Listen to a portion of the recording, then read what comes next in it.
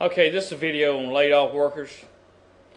Look, man, we're going to approach 2 and 3 million first a year being laid off. I'm just telling you like it is. They can say what they want to about the stock market rally.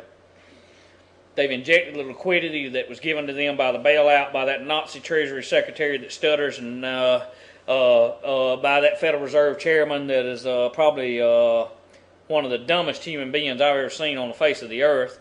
But yet everybody listens to him like he's some kind of god. But having said that, I'm going to read this article and hopefully do a few more videos. I don't know if time permits. I don't even know what this time it is. But I'm doing what I can to wake people up. I'm not tapping myself on the back. I don't want any praise. I just want people woke up. And I just hate to see people starve to death. And I hate to see people raped and pillaged in their bank accounts. And I hate to see people. The day's going to come when just like the UN soldiers already been doing it. They've been over there overseas raping innocent people in villages, and you know, one would watch while the other one would do their thing, and the other would take turns. It goes on. I mean, these people don't have a soul, man. These people are the manifestation of evil. Okay, and I may lose some of you that don't believe in God, but there is a such thing as good and evil. Okay, watch this. You that don't believe in God, okay, it is a good thing for you to help an old lady tote her groceries. If you see her coming out in the parking lot with them and she's old and feeble, and you that don't believe in God, go and tote her groceries and help her get them in her car, and you leave her alone. That is a good thing that you did.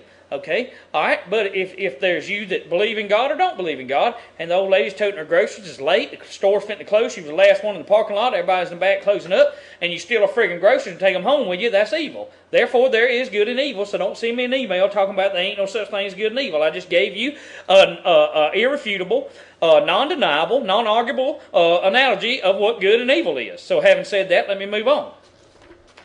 This thing's cranking up, y'all. I'm telling you, I got a brother-in-law that works for a trucking company, and he goes out and gets accounts, okay? In other words, he works to buy accounts, to get accounts, because they're a subcontractor to haul stuff with 18-wheelers different places and do things. But they go out to try to win the account and saying they'll do it for this and they'll do it for that, okay? Well, they had a bunch of Dow Chemical accounts, and they went out and got 90 trailers and jam-up trailers and special trailers to haul the stuff. Lo and behold, the text message comes over the phone today that Dow's cutting back and everything, this, that, and the other. Then they went out and spent that money, they spent all the money to get the accounts. Now they're friggin' cutting back.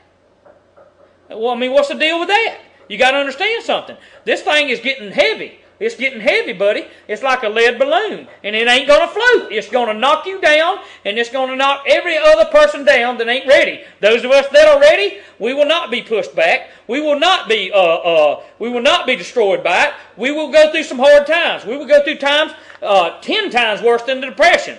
There will be American people that will die. There will be people that will starve to death. There will be people that will die for their freedom. But at the same time, I do not believe that America in and of itself will be destroyed. I do believe that America in and of itself will not be the shining light that it was, the city on the hill that it used to be. And I'm going to tell you why before I even get to this article. You can believe it or not. I don't care. Whether you believe me or not, I'm going to put it out there. I hope that you'll listen to me and listen to the end of this video and decide for yourself whether I'm telling you the truth or not. Listen.